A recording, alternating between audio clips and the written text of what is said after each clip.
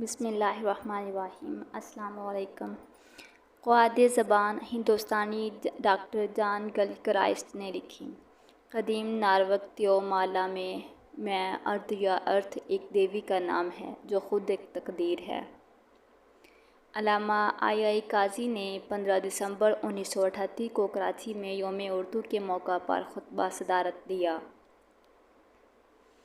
نثر میں سب سے پہلے محمد عطا حسین تحسین نے نو طرز مرثا میں اور نظم میں مراد شاہ لاہوری نے اردو کا لفظ بامعنی استعمال کیا۔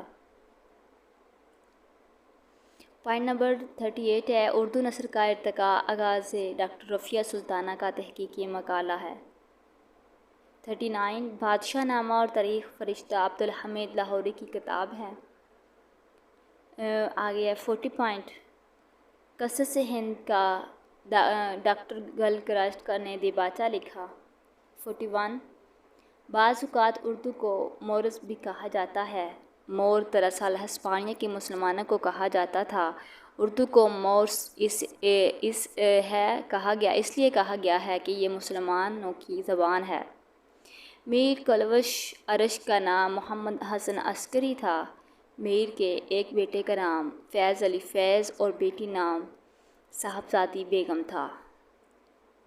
مقالات حافظ محمود شیرانی کو مظہر محمود شیرانی نے مرتب کیا۔